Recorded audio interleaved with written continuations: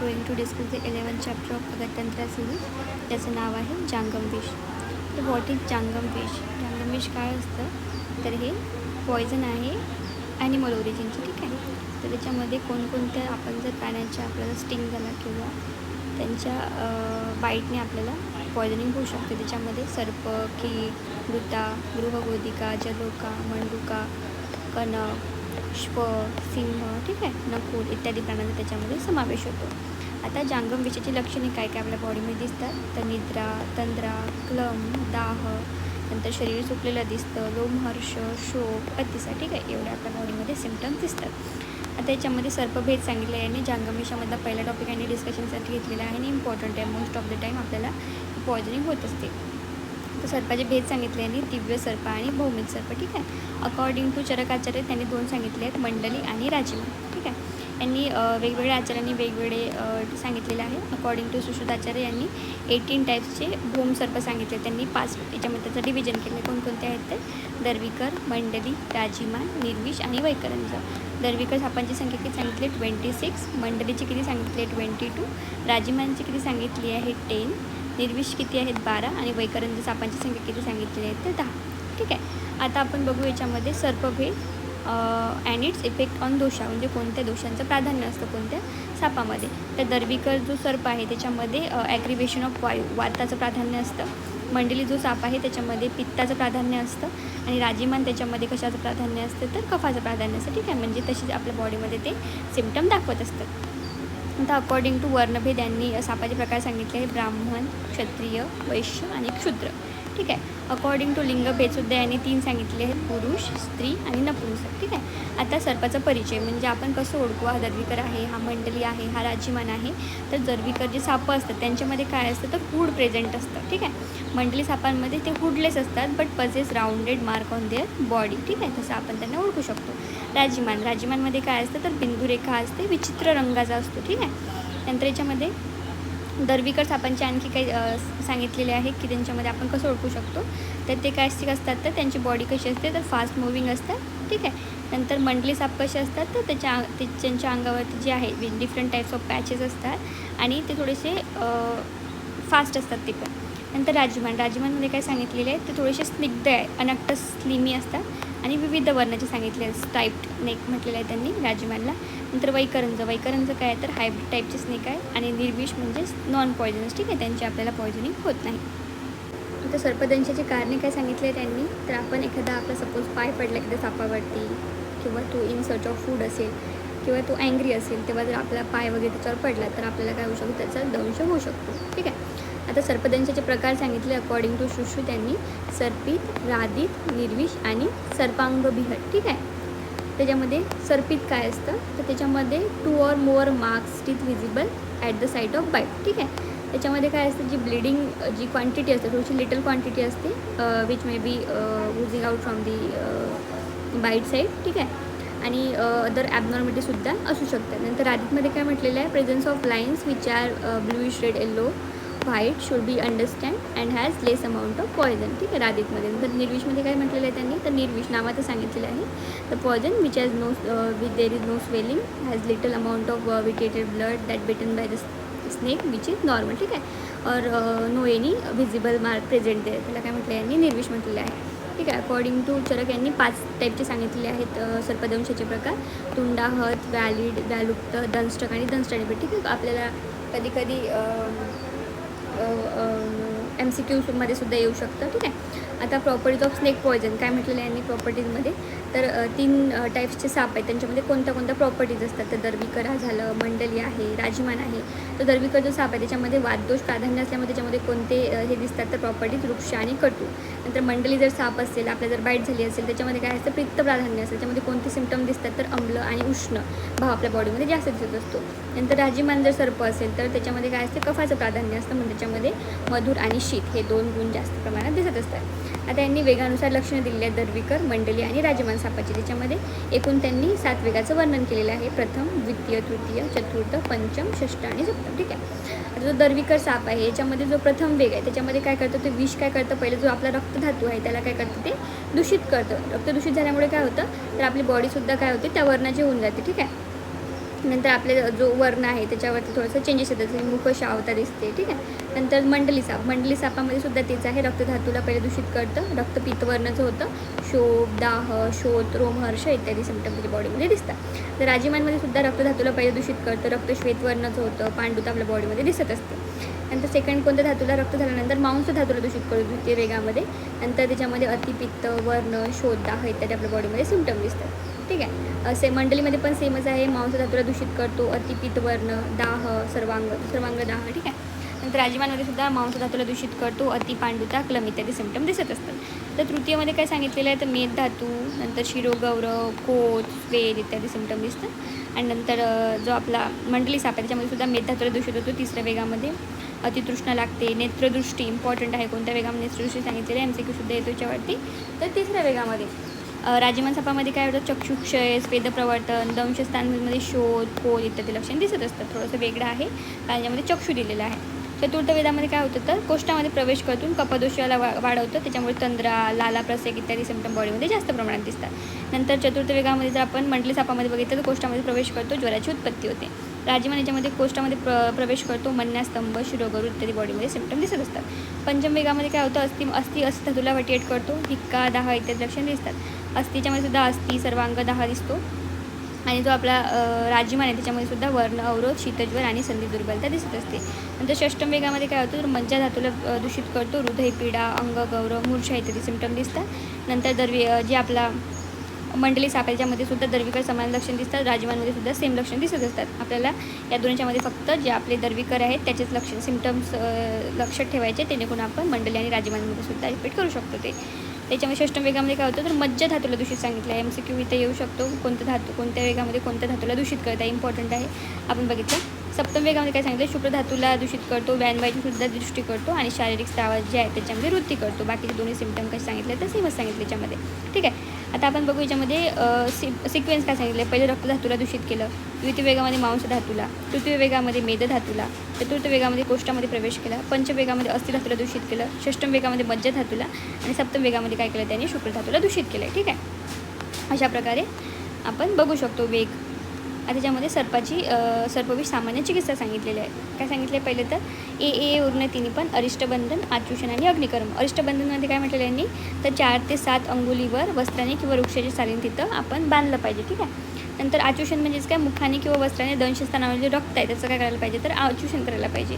अग्निकर्ममध्ये काय सांगितले, जिथे अरिष्ट बांधता येणार नाही अशा ठिकाणी आपण सुवर्णाच्या धातूपासून बनलेले जे शलाका असतात त्याला अग्नितप्त करून तिथं काय करायला पाहिजे, तर दहन करायला पाहिजे. एक्सेप्शन सांगितलं यांनी मंडली सर्पामध्ये एक्सेप्शन का म्हटलं यांनी, कारण मंडली सर्पामध्ये आधीच कशाचं प्राधान्य सांगितलं आहे, तर पित्ताचं प्राधान्य सांगितलेलं आहे. पित्तामध्ये कोणता गुण मोस्ट ऑफ द असतो, तर उष्ण गुण असतो, त्याच्यामुळे त्याचे सिम्टम वाढू शकतात. म्हणून यांनी अग्निकर्म मंडली सर्पामध्ये नाही सांगितलं आहे, बाकी आपण दोन्ही याच्यामध्ये करू शकतो.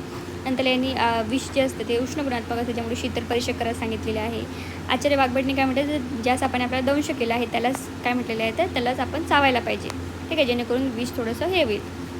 आचार्य चरकानुसार काय म्हटलेलं आहे, विभिन्न मणी, हिरा, पन्ना, सर्पमणी, अन्य विषनाशक औषधींचा उपयोग करायला सांगितलेला आहे, ठीक आहे. आता विशिष्ट चिकित्सेमध्ये काय सांगितले आहे यांनी, जर कफदोष दूषित झाला असेल त्याच्यामध्ये काय द्यायला सांगितलं आहे, उष्ण तीक्ष्ण द्रव्याचा उपयोग करायला सांगितलं, जसं की पिंपळी, नागर, क्षार, ठीक आहे. यांचं काय करायचं, लोण्याबरोबर लेप तयार करायचा आणि तो दंशस्थानी लावायचा, जेणेकरून ते थोडंसं शीतता होईल. नंतर जटामांसी, कुंकुमपत्र, त्वक, रजनी, नथ, चंदन, मनशिडा, व्याघ्रनख, सुरा आणि त्याच्यामध्ये जल टाकून आपण काय केलं पाहिजे, त्याच्यापासून नस्य करू शकतो, अंजन करू शकतो आणि त्याच्यापासून आपण लेप पण लावू शकतो बॉडीवरती, ठीक आहे. त्याच्यामध्ये आणखी सांगितलं यांनी दोन पल, घृत, शहद यांच्यापासून आपण जर लेप तयार केला तर तो काय करतो, तर तक्षक जे सर्पविष आहे त्याचा नाश करत असतो. तर आता आपण बघू वेगानुसार चिकित्सा काय आहे, ठीक आहे. याच्यामध्ये जे 7 वेग सांगितले आहे, आपले जे 3 साप आहेत, दर्वीकर, मंडली आणि राजीमान, याच्यामध्ये वेगानुसार कोणती चिकित्सा द्यायला पाहिजे. तर जो प्रथम वेग आहे त्याच्यामध्ये काय सांगितलं, तर रक्तमोक्षण सांगितलेलं आहे, कारण पहिला धातू कोणता दूषित होत आहे, तर रक्तधातू दूषित करत आहे म्हणून रक्तमोक्षण सांगितले, ठीक आहे. सेकंड काय सांगितलं आहे, तर मधु, घृत मिश्रित अगतपान सांगितले सेकंड वेगामध्ये, ठीक आहे. तृतीय वेगामध्ये काय सांगितलेलं आहे, विषनाशक, नस्य आणि अंजनाचा उपयोग करायचा सांगितलेला आहे. चतुर्थ वेगामध्ये काय सांगितले आहे, तर इथे आपण बघितलं वरती की चतुर्थ वेगामध्ये कशाला दूषित करत आहे, ते तर आपल्याला माहीत आहे कोष्ठला दूषित करत आहे. तर कोष्ठामध्ये कशाचं काय म्हणतो आपण, तर वमन चिकित्सा सांगितली, ठीक आहे. नंतर पंचम वेगामध्ये काय सांगितलं आहे, शीतल उपचार विरेचन उपरांत काय सांगितले तर यवागुपान करायचं सांगितलेलं आहे. ठीक आहे. षष्टम वेगामध्ये काय सांगितलं आहे, शीतल उपचार विरेचन उपरांत, त्याच्यामध्ये पण यवागुपान सांगितलं आहे. पंचम आणि षष्टम वेगातलं सेम सांगितलं आहे. सप्तम वेगामध्ये काय सांगितलेलं आहे, तीक्ष्ण अंजन अवपीडन नस्य. तीक्ष्ण शास्त्राने काय, शास्त्र असेल एखादे शस्त्र, त्यांनी काय करायचं, जे डोकं आहे त्याच्यावर काय करायचं तर कापड जे आहे त्याच्यासारखं आपण एखादं चिन्ह बनवून तिथं काय करायचं, रक्त मिश्रित मांस ठेवायचं. ठीक आहे. इम्पॉर्टंट आहे, आपल्याला MCQसुद्धा येतो याच्यावरती की कोणत्या याच्यामध्ये आपण वेगामध्ये अशी चिकित्सा देत असतो. ठीक आहे. इथं MCQ येऊ शकतो. ठीक आहे. तर त्याच्यामध्ये मंडली सर्पामध्ये काय सांगितलं आहे, मंडली सर्पामध्ये पण सेम सांगितले. प्रथम वेगामध्ये रक्तमोक्षण करायला सांगितलेलं आहे. नंतर आपल्याला माहिती आहे सेकंड वेगामध्ये काय सांगितलं आहे, मधुघृत मिश्रित अगतपान. तृतीय वेगामध्ये विरेचन आणि यवागू. चतुर्थ वेगामध्ये दर्विकाच्या समान चिकित्सा सांगितली. पंचममध्ये सुद्धा दर्विकाच्या समान चिकित्सा सांगितली आहे. षष्टममध्ये काय म्हटलेलं आहे, यांनी थोडंसं डिफरन्स दिलेलं आहे. इथे काकुलदी जो मधुरगण आहे त्याचं काय करायचं सांगितलं तर अगतपान करायचं सांगितलं आहे. सप्तम वेगामध्ये अवपीडन नस्य आणि अगतपान. ठीक आहे. आता जो राजीमान सर्प आहे त्याच्यामध्ये काय सांगितले, प्रथम वेगामध्ये अलाबूने रक्तमोक्षण करायला सांगितलेलं आहे. मधुघृत मिश्रित अगतपान सांगितलेलं आहे. द्वितीय वेगामध्ये वमन सांगितलं आहे किंवा अगतपानसुद्धा करू शकतो. तृतीय, चतुर्थ आणि पंचम याच्यामध्ये जी चिकित्सा आहे ती कशा समान आहे तर दर्विकर सर्पाप्रमाणे. ठीक आहे. नंतर षष्टम वेगामध्ये तीक्ष्ण अंजन सांगितलेलं आहे आणि सप्तम वेगामध्ये काय सांगितलेलं आहे तर अवपीडन नसे सांगितलं. इम्पॉर्टंट चार्ट आहे हा. कधी कधी विचारतात रोगानुसार वेगाची चिकित्सा लिहा म्हणून, तर आपल्याला थोडंसं लक्षात ठेवायचं. ठीक आहे. MCQ पण येतो याच्यावरती आणि SAQ पण येऊ शकतो. त्याच्यामध्ये डिफरन्स दिलेला आहे विनोमस आणि नॉन विनोमस स्नेकमध्ये काय असते. जे वॉटरमध्ये स्नेक असतात नॉन विनोमस, त्यांचे जे प्युपिल असतात ते कसे असतात, राऊंड असतात आणि त्यांचं शाउट जे असतात ते पण कसं असतं, राऊंडेड असतं. ठीक आहे. नंतर जे पॉयझनस स्नेक असतात त्यांचे जे हेड असतात ते कसे असतात, ट्रायंग्युलर असतात बट नॉट ॲज ब्रॉड. ठीक आहे. त्याच्यामध्ये जे विनोमस स्नेक सांगितले याच्यामध्ये काय सांगितलेलं आहे तर इलिप्टिकल प्युपिल असते, कॅटप्रमाणे कॅट आहे. नंतर हीट सेन्सिंग पिट मेकॅनिझम असते, त्याच्यामध्ये पॉईंट स्नाऊट असते. ठीक आहे. नंतर त्याच्यामध्ये काय सांगितले आहे, जे त्यांचं जे हेड आहे ते काय सांगितलं आहे, व्हेरी ब्रॉड सांगितले, स्किनी नेक सांगितले. ठीक आहे. त्याच्यामध्ये डिफरन्स दिलेला आहे असा. ते कशात सांगितले तर नॉन पॉयझनस आणि ते कशा म्हटले सांगितले तर पॉयझनस. ठीक आहे. तर आपण बघू शकता याच्यामध्ये पिक्चर्स दिलेले आहेत. कोब्रा, नंतर king cobra, banded crate, common crate, coral snake. ठीक आहे. आता आपण त्यामध्ये बघू स्नेकचे टाईप्स काय काय आहेत, पॉयझनस स्नेक आणि नॉन पॉयझनस स्नेक. ठीक आहे. पॉयझनस स्नेक्स काय असतात तर capable of producing injecting venom through the specialize teeth called as fangs. Non poisonous snakes काय असतात, ते lack venom but they use their true muscular power to kill their प्रे.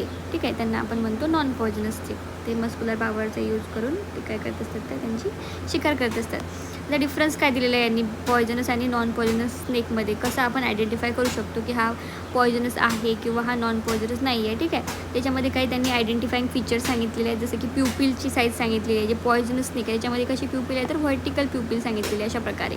आणि जे नॉन पॉयझन त्याच्यामध्ये काय प्युपिल सांगितले तर राऊंड प्युपिल सांगितले आहे. नंतर ट्रायंग्युलर हेड प्रेझेंट असतं पॉयझनस स्नेकमध्ये, अब्सेंट असतं तर नॉन पॉयझनस स्नेकमध्ये. बेली स्केल्स एंटायर बॉडीवरती प्रेझेंट असतात पॉयझनस स्नेकमध्ये आणि स्मॉल असतात present non poisonous स्नेकमध्ये.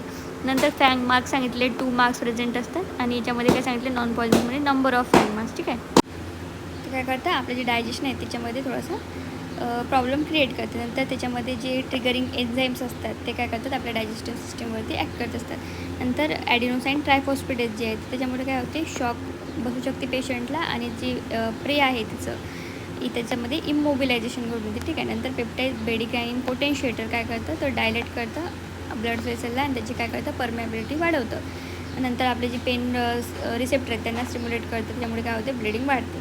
Polypeptide toxin काय असते तर नर्व इम्पल्स ट्रान्समिशनमध्ये थोडंसं त्याचं मेकॅनिझम थोडंसं अल्टर करतं. प्रोटोलायटिक एन्झाईम काय करतं ब्रेकडाऊन करतं आपलं जे स्ट्रक्चरल कंपोनंट ऑफ टिश्यू आहे त्याला.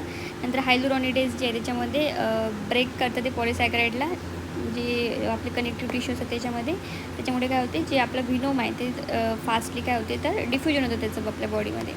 नंतर प्रोटीएज फॉस्फोलिपिडेज काय करतं थ्रोम्बिन लाईक एन्झाईम्स असतं, हे नर्व लाईक ग्रोथ फॅक्टरवरती ॲक्ट करतं. ठीक आहे. नंतर बायोजेनिक अमाइन्स आहेत काही, ते सुद्धा आपल्या बॉडीवरती वेगवेगळे जे आहेत ते वर्क करत असतात.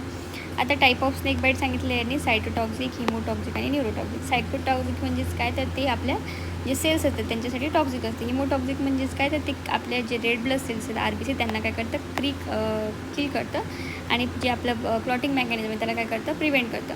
नंतर न्यूरोटॉक्सिक पॉयझन डिस्ट्रक्शन काय करतं ते आपल्या नर्व्ह सिस्टमला डिस्ट्रक्ट करतं. ठीक आहे. आता general symptoms of snake bite सांगितलेले आहेत. काय काय आपण बघू. The most common symptoms of all snake bite is a overwhelming fear which contribute to the other symptoms including nausea, vomiting, diarrhoea, vertigo, fainting, tachycardia. ठीक आहे. कोल्ड आणि क्लमी skin. ठीक आहे. कधी कधी काय असतं तर साप पॉयझनस जरी नसला, नॉन पॉयझनस जरी स्नेकने आपल्याला बाईट केली तरी आपल्या बॉडीमध्ये काय असतात तर फिअरमुळे हे जे सिम्टम्स आहेत ते दिसतात. तर आपण कसं आयडेंटिफाय करायचं if it is a poisonous or non poisonous. ठीक आहे. To identify the snake bite consider the following general symptoms. काय म्हटलेलं आहे. Two puncture on present there, swelling and redness around the bone, pain at the site of bite, difficulty in breathing, vomiting, nausea, blood vision, नंतर breathing, salivation, numbness आणि numbness in the face and limb. ठीक आहे. तर याने general symptom सांगितलेले आहे. आता आपण अकॉर्डिंग टू ज्या फॅमिली सांगितलं आपल्या इलापिडी, वायपरिडी आणि हायड्रोफोबिडी, त्याच्यानुसार आपण बघू की कोणकोणते सिम्टम दिसत असतात. तर जनरल जे इलेपिडी स्नेक्स असतात आपण बघितलं त्याच्यामध्ये कोणते जे न्यूरोटॉक्सिक आहे त्याच्यामध्ये जे आपली CNS आहे सेंट्रल नर्वस सिस्टम त्याच्यावरती ते ॲक्ट करतात. तर कोणकोणते सिम्टम दिसले आपल्या बॉडीमध्ये include confusion, dizziness, slurred speech, difficulty in swallowing and breathing. ठीक आहे. नंतर लोकल स्वेलिंग, टेंडरनेस होऊ शकते, ब्लिस्टरिंग नेक्रॉसिस, नॉझिया, वॉमिटिंग, मेलेज आणि प्रोस्ट्रेशन. ठीक आहे. नंतर abdominal pain, paralysis is heralded by the ptosis followed by the ophthalmoplegia. नंतर paralysis of facial, palatal, tongue and neck muscle. ठीक आहे. नंतर जे वायपर स्नेक्स असतात त्यांच्यामध्ये काय सांगितलं वायपर स्नेक कसे असतात हिमोटॉक्सिक असतात. जे आपलं क्लॉटिंग मेकॅनिझम आहे त्याला काय करतात ते प्रिव्हेंट करत असतात. त्याच्यामुळे काय होतं बाईट साईडमधून काय होतं तर पर्सिस्टंट जे ब्लड आहे ते काय होत असतं वूजिंग आउट होत असतं. ठीक आहे. नंतर त्याच्यामध्ये सांगितलं वायपर बाईटमध्ये generally 2 puncture mark at the site of bite, immediate swelling होते त्याच्यामध्ये, local necrosis due to the dry gangrene, lymphangitis सांगितलेलं आहे. नंतर होमिओस्टॅटिक जे ॲबनॉर्मॅलिटीज आहेत are the characteristic features of the viper bite and are the cause of the complication that leads to the death. नंतर काय म्हटलेलं आहे persistent ooze from the bite mark and is the indication of the Altered floating mechanism. आधी सांगितलं होतं haemotoxic असतात ते. Haemorrhage, shock आणि पल्मोनरी एडिमा होऊ शकतो. Oliguria in should be followed by the loin pain due to the renal ischaemia. Renal failure is the common event before the death. म्हणजे याच्यामध्ये डेथच्या पूर्वी काय होतं तर आपलं रिनल फेल्युअर होऊ शकतं. नंतर आपल्याला थर्ड सांगितलेलं आहे जे हायड्रोफोबिडी आहे सी स्नेक जे असतात त्यांच्या बाईटमध्ये काय असतं तर ते मायोटॉक्सिक असतात. The effect of the sea snake bite are the both myotoxic आणि न्यूरोटॉक्सिक दोन्ही पण इफेक्ट असतात. Sometime puncture wound can be seen at the site of bite. नंतर मायोपॅथिक लेजन दिसू शकतात in the skeletal muscles. Muscle pain may last for the several month to unless it's treated. नंतर myoglobin and potassium release from the damage skeletal muscle can cause the renal failure. Hyperkalemia produce may lead to the cardiac arrest. Bite is generally not very painful because they are the myotoxic. Because symptoms include a severe headache, nausea आणि vomiting. ठीक आहे. की त्याच्यामध्ये आपल्याला symptom दिसतात. आता type of treatment काय आहे याच्यामध्ये तर काही डूज आणि डोंट्स सांगितलेले आहेत. फेज त्याच्यामध्ये 2 फेज सांगितले आहेत फेज 1 आणि फेज 2. फेज 1मध्ये काय करायला पाहिजे, फेज 2मध्ये काय करायला पाहिजे. ठीक आहे. तर फेज 1मध्ये काय सांगितले आहे स्नेक बाईट ट्रीटमेंटमध्ये तर जो आपला एखादा स्नेकनी बाईट केलं असेल एखाद्या पेशंटला किंवा एखाद्या व्यक्तीला तर त्याचा टाईम नोट करून ठेवायचा की किती वाजता तो साप त्याला चावलेला आहे. नंतर जे एखादं काही तिथं ज्वेलरी असेल किंवा क्लोथ्स असेल त्याला रिमूव्ह करायचं. नंतर क्रेप बँडेजने त्याला काय करायचं crepe bandage at the side of bite apply करायची अँड रिलीज करायची फर्मली, जास्त टाईटली नको. आणि 1 मिनिटाने काय करायचं त्याला रिलीज करायचं परत. नंतर जो विक्टीम आहे त्याला डोंट अलो टू वर्क कारण त्याच्यामुळे काय होऊ शकतं की जे पॉयझन आहे ते स्प्रेड होऊ शकतं. ठीक आहे. नंतर जे स्नेक असेल एखादा सपोज त्याने बघितला असेल किंवा त्याच्या रिलेटिव्हनी कोणी बघितला असेल तर try to remember the shape and size of the किंवा कलर ऑफ दी स्नेक. ठीक आहे. नंतर lay or sit down below the level of heart पेशंटला ठेवायचं. नंतर wash the bite with the soap and water, cover the bite with clean and dry ड्रेसिंगने त्याला cover करायचं to prevent the further infection. त्यामध्ये काय डूज अँड डोंट्स सांगितले तर डोंट्समध्ये काय सांगितले do not pick the snake, त्याला पकडू नका. Do not wait to symptom appear, wait करू नका की सिम्टम येतील नंतर आपण त्याला हॉस्पिटलला नेऊ. ठीक आहे. तर आधी त्याला हॉस्पिटलला न्या नंतर तिथं जाऊन तुम्ही बघू शकता. नंतर अवॉइड द टर्निकेट्स जे असतात ते अप्लाय करू नका त्याच्यामुळे गँग्रीनसुद्धा होऊ शकतो. Do not slash the wound with the knife, त्याला खरचडू नका. Do not suck the venom. ठीक आहे. अवॉइड लोकल इंजेक्शन, तिथे कोणतं इंजेक्शन वगैरे लावू नका. ठीक आहे. नंतर आईस पॅक जो असतो तो पण अप्लाय करायला नाही सांगितलेला आहे. ठीक आहे. किंवा पेन होत असेल तर समटाईम लोक काय प्रिफर करतात की पेन किलर किंवा अल्कोहोलचं ड्रिंकिंग सांगितलं आहे पण ते सुद्धा अवॉइड करायचं आहे.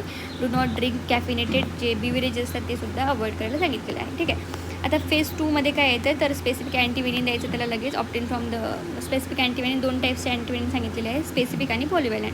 स्पेसिफिक आपण केव्हा देऊ शकतो जेव्हा आपल्याला माहिती आहे की कन्फर्म हा साप आहे तेव्हा आपण त्याला देऊ शकतो, पण जनरली कळत नाही लवकर की कोणता साप आहे, म्हणून आपण जनरली पॉलिव्हॅलंट अँटीव्हेनिनचा यूज करत असतो. ठीक आहे. तर स्पेसिफिक अँटीव्हेनिन काय असतं, obtain from the horse immunise against only one type of snake. Polyvalent antivenin काय असतं, prepared by snake venom immunise against the different type of snake, commonly 4 types of snake. ठीक आहे. कोणकोणते, cobra, common krait, Russell viper आणि saw scaled viper. ठीक आहे. त्याच्यामध्ये treatment कशी द्यायची सांगितली आहे, तर antisnake venom should be given intravenously or continuous saline drip over the 30 minutes. 30 मिनिटं त्याला द्यायची. It should be repeated per hour if symptom persist. The further dose of antivenom should be given 6 hourly until the symptom disappear completely. ठीक आहे. जोपर्यंत symptom त्याचे disappear होत नाही तोपर्यंत आपल्याला त्याला द्यायचं आहे. नंतर in minimal poisoning 5 vials, moderate poisoning असेल तर 10 vials, आणि इन सिव्हिअर पॉयझनिंग जर त्याला असेल तर त्याच्यामध्ये 15 ते 20 vials आपण देऊ शकतो इफ निडेड. नंतर neostigmine methyl sulphate 50 to 100 microgram per kg. नंतर atropine sulphate 50 microgram per kg in continuous intravenous इन्फ्युजनद्वारे आपण देऊ शकतो. नंतर ब्रॉड स्पेक्ट्रम अँटीबायोटिकचा सुद्धा आपण यूज करू शकतो to prevent the local infection. नंतर जर त्याला टिटॅनस किंवा हे असेल तर टिटॅनस टॉक्झेटचं आपण त्याला हे पण देऊ शकतो टू प्रिव्हेंट द टिटॅनस. नंतर neostigmine and atropine administration in elapid snake bite to neutralise the toxin at the tissue level. ठीक आहे. नंतर यांनी काय म्हटलेलं आहे आता, हिपॅरिन आणि फायब्रोजन आपण देऊ शकतो वायपर स्नेक बाईट, कारण त्याच्यामध्ये जे फ्लोटिंग मेकॅनिझम आहे ते कसं अल्टर झालेलं असतं. नंतर सांगितले other supportive treatment if needed. ठीक आहे. अदर सिम्टोमॅटिक ट्रीटमेंटसुद्धा नंतर आपल्याला पेशंटला द्यायची आहे. ठीक आहे.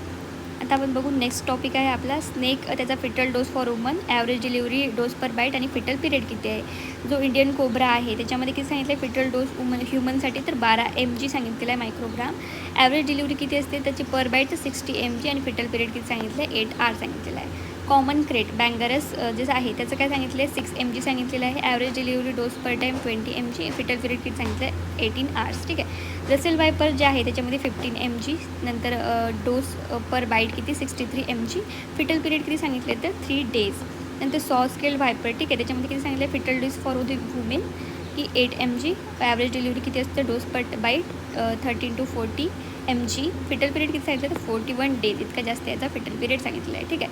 आता जे ऑटोप्सी जर केली आपण तर फाइंडिंगमध्ये काय काय सापडतं, तर 2 जे आपले दात मार्क्स सापडू शकतात तिथे, 2 फँग मार्क्स ऑन द बॉडी. नंतर नॉन पॉयझनस स्नेक असेल त्याच्यामध्ये मल्टिपल किंवा सेमी सर्क्युलर टीथ मार्क्ससुद्धा सापडू शकते बॉडीवरती. पंक्चर मार्क इफ 1.5 सेंटीमीटर सापडू शकतो कोलिब्रिनमध्ये, आणि 2.5 सेंटीमीटर सापडू शकतो वायपरिनमध्ये.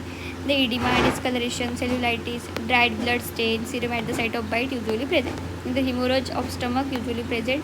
Washing from bitten area contains the acetyl choline esterase as an thromboplastin. ठीक आहे. In case of neurotoxin venom sign of aspect जे दिसू शकते. In case of viper bite local appearance are स्मोर्ट ॲमोट्रायकिंग. ठीक आहे. अशा प्रकारे आपल्याला दिसू शकते त्याच्यामध्ये.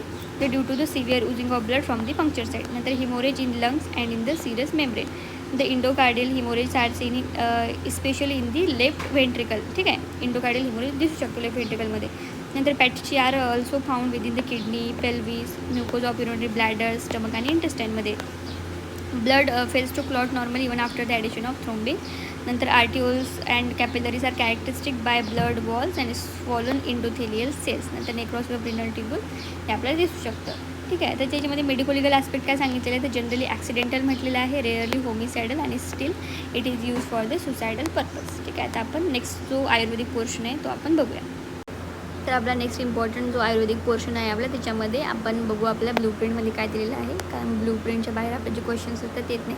आपण जांगविषामध्ये सर्पविष बघितलं, दर्विकर मंडली राजीमान सर्प बघितलं काय असतं त्यांच्यामध्ये ट्रीटमेंट पण बघितली, स्नेक बाईटचे काय आहे. आता आपण बघूया लुताविष. ठीक आहे. त्याच्यामध्ये अधिष्ठान सांगितले लुताविषामध्ये इम्पॉर्टंट पार्ट आहे. 7 प्रकार सांगितले लुताचे, जेणेकरून आपल्याला त्यांची पॉयझनिंग होऊ शकते लालास्त्रावामुळे. नंतर याच्यामध्ये सांगितलं आहे आणखी नखामुळे, मूत्र, दंष्ट्रा, आर्तव, मल आणि शुक्रामुळे काय होऊ शकते, तर लुतामुळे आपल्याला पॉयझनिंग होऊ शकते. सामान्य दंश लक्षण काय सांगितले, ज्यामध्ये पीडका होतात, मोठ्या पीडका उत्पन्न होतात बॉडीवरती, बृहत मंडल उत्पन्न होतात. नंतर मृदू आणि जो शोप आहे तो कसा असतो, तर कृष्णवर्णी आपल्या बॉडीवरती इन्फ्लमेशन तयार होतं. आता लुता दंशाची विशेष लक्षणं काय सांगितले आचार्यचरकांनी, तर ज्यामध्ये सांगितले श्वास, दंष्ट्रा, श्वासामुळे काय होतं शोथ, ज्वरदाह, दंष्ट्रामुळे उग्र स्वरूप, स्थिर वर्ण, शोथयुक्त, वेदना आणि दाह होतो. नखामुळे कंडू, रोमांच आणि धुमोद्गार. मूत्रामुळे तर दंशस्थानी काय विवर्णता उत्पन्न होते आणि कोतयुक्त तो भाग होतो.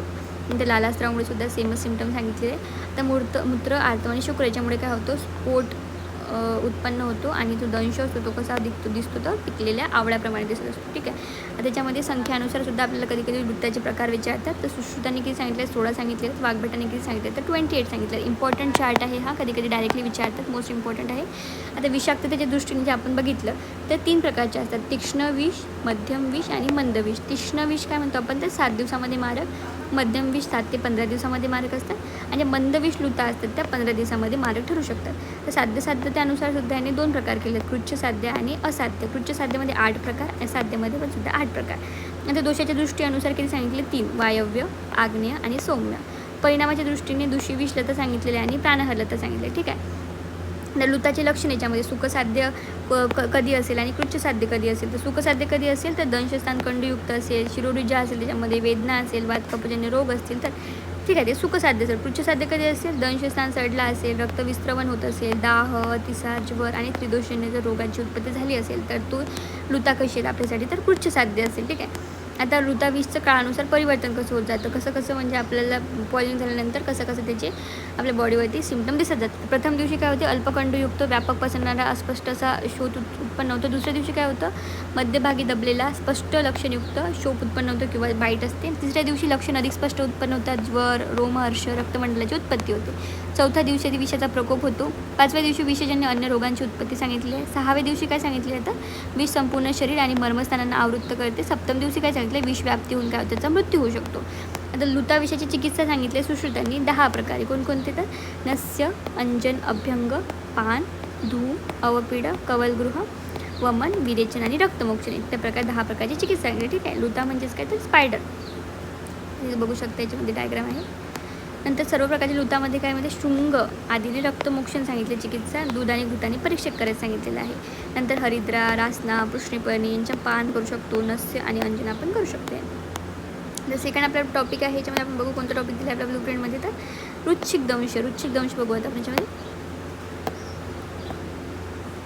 वृश्चिक दंशामध्ये काय सांगितलं यांनी तर 3 प्रकार सांगितले, मंद, मध्य आणि महान. ठीक आहे. MCQ सुद्धा विचारतात याच्यामध्ये कधी कधी. वृश्चिक दंशाचे प्रकार लिहा. तर जो मंद प्रकारचा आहे तो कशापासून उत्पन्न होतो तर गोशकृतपासून उत्पन्न झाला, त्याचे प्रकार किती सांगितले 12. मध्य जो असतो वृश्चिक तो कसा असतो, काष्ठ आणि इष्टिकाच्या पुतीभवनापासून सडल्यानंतर तो उत्पन्न होतो. ठीक आहे. त्याचे 3 प्रकार सांगितले. नंतर महावृश्चिक दंश जो आहे त्यांच्या जे साप असतात त्यांच्या मृत शरीरापासून तयार होतो, ते किती सांगितले 15. त्याच्यामुळे ते कसे असतात, जास्त पॉयझनस असतात. त्यामुळे लक्षणं काय दिसतात जर आपल्याला वृश्चिकाचा दंश झाला तर अत्यंत तीक्ष्णता जाणवते त्या जागी, जडता, जीवाशोध उत्पन्न होतो, पीडा, मूर्छा, अतिस्वेद प्रवृत्ती, अरती, अतिवेदना, दंशस्थानांतर कृष्णवर्ण होऊन जातो आणि ते पॉयझन काय होतं तर वरच्या भागाकडे वाढत जात असतं. ठीक आहे. चिकित्सा काय सांगितलं याच्यामध्ये इम्पॉर्टंट आहे, कपोतविष्टा, मातुलिंग स्वरस, शिरीष फल, शंखिनी, अर्क, सुंठी, कर्ज आणि मधूचा लेप लावायला सांगितलेला आहे. नंतर वृश्चिक दंशस्थानी काय करायला सांगितले तर घृत प्लस सेंधव आणि स्वेदन करायला सांगितले किंवा अभ्यंग आपण करू शकतो. नंतर तीव्र आणि मध्य जो वृश्चिक दंश असेल त्याच्यामध्ये सर्पविष आपण चिकित्सा करू शकतो. नंतर तुळशीपत्र, बिजुरा, निंबू याच्यामध्ये गोमूत्राचं काय करायचं त्याच्यामध्ये टाकून लेप करायला सांगितलेलं आहे. नंतर चुक्र तेल जे आहे त्याच्याने परिषेक करू शकतो आपण दंशस्थानांचं. ठीक आहे. आता आपण नेक्स्ट बघू आपल्याला काय दिलं ब्लूप्रिंटमध्ये तर मूषक विष सांगितलेलं आहे. इम्पॉर्टंट आहे. आपण फक्त अकॉर्डिंग आपलं जे ब्लूप्रिंट आहे तेवढंच आपण पोर्शन कवर करणार आहे. जरी हा टॉपिक खूप मोठा असला तरी आपल्याला पेपरमध्ये फक्त अकॉर्डिंग टू आपला ब्लूप्रिंट सिलेबस येत असतो. ठीक आहे. पेपर त्याच्यामध्ये मूषक विष सांगितलेलं. नेक्स्ट मूषक विषाचे प्रकार सांगितले आणि दूषी विष आणि असाध्य. ठीक आहे. विषाचं अधिष्ठान काय सांगितलं मूषक विषामध्ये शुक्र सांगितले. हा MCQ सुद्धा खूपदा विचारतात. तर मूषकामध्ये जो उंदीर असतो त्याच्यामध्ये कोणत्या पार्टमुळे आपल्याला पॉयझनिंग होऊ शकते. लक्षणे काय सांगितले, ग्रंथी, शोक, कर्णिका, मंडल, विसर्प, किटी, मूर्छा, ज्वर, नंतर अंगसा, दुर्बलता, अरुची, वमन आणि श्वास इत्यादी त्याच्यामध्ये लक्षणं दिसतात. चिकित्सा काय सांगितलेली आहे याची मूषक विषाची शिरावेद करायचा, ज्या ठिकाणी बाईट झालं त्या ठिकाणी शिरावेद करू शकतो. वमन विरेचन, नंतर घृत दग्ध करून काय करायचं त्याला दंशस्थानी लावायचं. ठीक आहे. नंतर शिरीष, हरिद्रा, कुष्ठ, केशर, गुडूची याचं काय करायचं लेप लावायला सांगितलेलं आहे. नंतर वमन सांगितले करायचं मदनफळाने, अंजन सांगितले त्रिकटू आणि गोशकृतनी करायचं. नंतर अत्सी जो कल्क असतं आणि मधू त्याचं चाटण द्यायचं प्रातःकाली. ठीक आहे पेशंटला. नंतर आपण नेक्स्ट बघू कोणता टॉपिक आहे आपल्याला तर अलर्क विष. ठीक आहे. अलर्क विष बघू आता आपण. अलर्क विष म्हणजेच काय रेबीज कशामुळे होतो तो जे आपले इन्फेक्टेड ॲनिमल असतात त्यांच्या बाईटमुळे होऊ शकतो किंवा स्कॅचमुळे पण होऊ शकतो. याचा व्हायरस काय असतं रेबीज व्हायरस आहे. स्प्रेड कसा होतो बाय इन्फेक्टेड ॲनिमलचं बाईट किंवा स्क्रॅच. त्यांचा जो व्हायरस असतो RNA व्हायरस असतो, आणि त्याची फॅमिली काय सांगितली तर रॅपिडो व्हायरस त्याची फॅमिली सांगितली. व्हायरसची एंट्री कशी होतं आपल्या बॉडीमध्ये PNS, आणि त्याच्या थ्रू काय होतं ते पेरिफेरल नर्वस सिस्टमच्या थ्रू मायग्रेट होतो ब्रेनमध्ये. ठीक आहे. नंतर काय करतो तो replicate within the muscle tissue through the entry in the CNS through the neuromuscular junction, असं आपल्या बॉडीमध्ये तो व्हायरसची एंट्री होते. इन्क्युबेशन पिरियड किती सांगितलेले आहे 3 to 12 week, 5 days to more than 2 year पण यांचा इन्क्युबेशन पिरियड होऊ शकतो जनरली. सिम्पटम्स काय सांगितलेले, अर्ली फ्लू लाईक सिम्पटम दिसतात बॉडीमध्ये, टेम्परेचर दिसतं 100 to 104 डिग्री सेल्सिअसपर्यंत टेम्परेचर जातं पेशंटचं, हेडेक दिसतं, एन्झायटी, फिलिंग जनरली अनवेल, थोडं पेशंटला थोडंसं अनइझी फील होतं, sore throat, cough, nausea, vomiting, discomfort at the site of bite. ठीक आहे. Up to 2 to 10 days. त्याच्यानंतर इथे थोडंसं टाईमनुसार वर्स पण होऊ शकतं सिम्पटम्स त्याचे. आता ॲक्यूट जो न्यूरोलॉजिक पिरियड आहे त्याच्यामध्ये काय काय होतं तर कन्फ्युजन, ॲग्रेशन वाढतं पेशंटमध्ये, पार्शियल पॅरालिसिस होतो, muscle twitching, rigid neck muscle, convulsions येतात, फिअर ऑफ वॉटर, हायड्रोफोबिया सांगितलं आहे, फोटोफोबिया. ठीक आहे, इम्पॉर्टंट आहे हे सिम्पटम. नंतर परमनंट इरेक्शन इन मेल होऊ शकतं. Toward the end of the phase breathing become more rapid, आणि त्याच्यामुळे काय होऊ शकतो तर पेशंटची डेथ पण होऊ शकते इफ त्याला जर व्हेंटिलेटरशी अटॅच नाही केलं लवकर तर. ठीक आहे. रेअरली पर्सन रिकवर होतो लास्ट स्टेजला. इम्पॉर्टंट आहे हे. तर ट्रीटमेंट काय आहे याची, रेबीज ट्रीटमेंट काय दिलेली आहे, the individual should immediately wash any bite और scratch within the 15 minutes with the soap और वॉटर, और जे पोवेडिन आयोडीन असतं किंवा डिटर्जंट असतं त्याने ती जी जखम आहे ती पटकन धुवायला पाहिजे. ठीक आहे. नंतर आफ्टर एक्सपोजर आणि बिफोर सिम्पटम बिगिन तर सिरीज ऑफ शॉर्ट्स असतात रेबीज वॅक्सिनची, ती द्यायला पाहिजे. फास्ट ॲक्टिंग डोस असतो रेबीज इम्युनोग्लोबिनचा, तो ॲज सून ॲज पॉसिबल आपण पेशंटला द्यायला पाहिजे. नंतर जी रेबीज वॅक्सिन आहे ती आममध्ये द्यायची 2 to 4 वीकमध्ये. ठीक आहे. नंतर आपण नेक्स्ट टॉपिक बघू काय आहे. आता बघू आपण कीटक विष. लास्ट टॉपिक आहे आपला, छोटासा टॉपिक आहे, त्याच्यानंतर आपला चॅप्टर खतम होणार आहे. कीटविषयी वर्गीकरण सांगितले यांनी सुश्रुत, वाघबट आणि चरकानुसार. सुश्रुतने काय सांगितले, वातज, पित्तज, कफज आणि सन्निपातज. ठीक आहे. वाघबटांनी वातुलवन, पित्तोलवन, कफोलवन आणि सन्निपातोलवन. चरकाने काय सांगितले, दुशीविष कीट आणि प्राणहर कीट. ठीक आहे, इम्पॉर्टंट आहे क्लासिफिकेशन. कीटविषाची सामान्य लक्षण काय दिसतात बॉडीवरती, दुशीविषाची लक्षणं असतात. जर दुशीविष कीट असेल तर त्वचा लाल वर्णाची होऊन जाते, श्वेतवर्ण, दाह, कंडू, पाक, विसर्प. ठीक आहे. दंशस्थान कसं होतं तर क्ले दुखतो तर. ठीक आहे. आपले जे स्किन मॅनिफेस्टेशन आहे ते असं होतं. नंतर प्राणहर कीट असेल तर त्याच्यामध्ये लक्षण काय दिसतात, सर्पदंशाप्रमाणे लक्षण दिसत असतात, अधिक रक्तस्राव होतो, पुययुक्त, पीडा, श्वासकष्ट होतं आणि डोळे कसे होतात तर भारी होतात. ठीक आहे. आता सुश्रुतानुसार काय सांगितलं त्यांनी सिम्पटम्स, ज्वर, अंगमर्द, रोमांच, छर्दी, अतिसार, तृष्णा, दाह, मूर्छा, तृष्णा, श्वास, हिक्का. ठीक आहे. अतिशीत आणि शोक इत्यादी आपल्या बॉडीमध्ये लक्षण दिसत असतात कीटविषाचे. चिकित्सा काय सांगितली आहे त्याच्यामध्ये, जर वातप्रधान असेल, पित्तप्रधान असेल, कफ प्रधान असेल त्याच्यामध्ये त्याच्यानुसार चिकित्सा दिलेली आहे. वातप्रधान असेल तर काय सांगितले, तीळ तेल काय करायचं, तेलामध्ये गळून त्याला लावायचं. ठीक आहे. किंवा नाडीस्वेद करू शकतो आपण भाताने किंवा चावलने आपण नाडीस्वेद देऊ शकतो. पित्तदोषाचं प्राधान्य असेल तर शीतल परिषद द्यायचं, शीतल औषध त्याला सेवन करायला द्यायचे. कफदोष असेल तर लेखन कर्म करायचं आणि वमन त्याला द्यायचं, कारण आपण कफदोषाची मेन चिकित्सा काय करत असतो तर वमन करत असतो. ठीक आहे. नंतर क्षीरवृक्ष जे असतात त्यांचा लेप लावू शकतो, मुक्ताचा लेप लावू शकतो, कारण ते कसे असतं थोडंसं शीत असतं. ठीक आहे. नंतर वचा, हिंग, विडंग, सेंधव, गजपिपली, पाठा, अतिविषा, सुंठ, मरीच, पिंपळी अशा सर्व प्रकारच्या जे असतात कीटांचा हे जे द्रव्य आहे ते त्यांचं काय करू शकतं तर नाश करू शकतो. ठीक आहे. इथे आपला जो जांगम विष टॉपिक आहे हा संपलेला आहे. इम्पॉर्टंट टॉपिक आहे, बुकमध्ये खूप जास्त प्रमाणात दिलेला आहे आपल्याला. हा टॉपिक खूप मोठा आहे, पण या व्हिडिओमध्ये जेवढं आहे सांगितलेलं तेवढंच फक्त आपल्याला करायचं आहे, कारण तेवढंच फक्त पेपरमध्ये येत असतो. ठीक आहे. इम्पॉर्टंट तुमचे जे टॉपिक असतात ते पूर्ण मी या व्हिडिओमध्ये कवर केलेले आहेत. तुम्हाला याच्या नोट्ससुद्धा अवेलेबल असतील आयुर्नोट ॲपवरती. ठीक आहे. तर प्ले स्टोअरला जाऊन आयुर्नोट ॲप तुम्ही डाउनलोड करू शकता आणि तिथून तुम्ही ह्या PDF डाउनलोड करू शकता. ठीक आहे. थँक्यू.